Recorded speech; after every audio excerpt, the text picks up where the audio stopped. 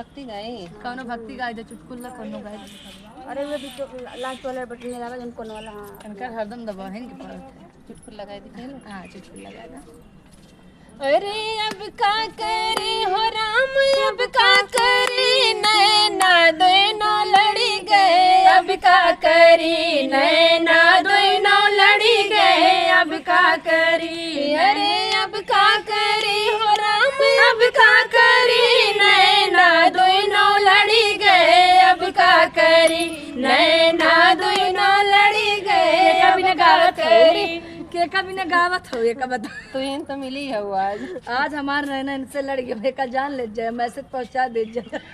अरे जाई के नैना बगिया में पहुँचा जाई के नैना बगिया में पहुँचा जाई के नैना बगिया में पहुँचा जाई के नैना बगिया में पहुँचा। अरे अब का करी हो राम अब का करी मलिया से उलझ गए अब का करी मलिया से उलझ गए अब का करी।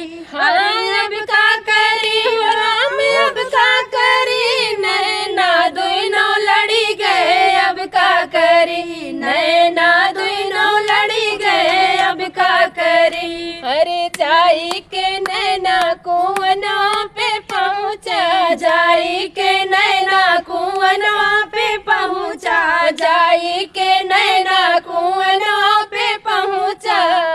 अरे अब का करी हो राम अब का करी महारा से उलझ गए अब का करी महारा से उलझ गए अब का करी। अरे अब का करी हो राम अब का करी नैना दोनों लड़ी गए अब का करी नैना दोनों लड़ी गए अब का करी। रे जाई के नैना महलिया में पहुँचा जाई के नैना महलिया में पहुँचा जाई के नैना महलिया में पहुँचा जाई के नैना महलिया में पहुँचा। अरे अब का करी हो राम अब का करी रजवा से उलझ गए अब का करी रजवा से उलझ गए अब का करी। अरे अब का करी हो राम अब का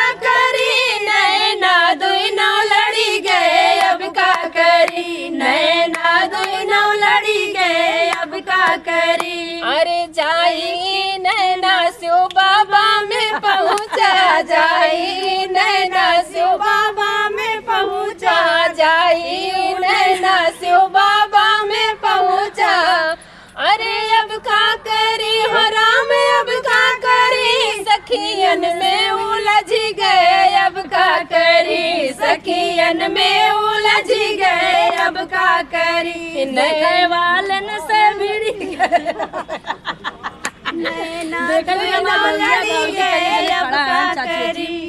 तो दर्शकों ये गीत बहुत प्यारा सा बाटे।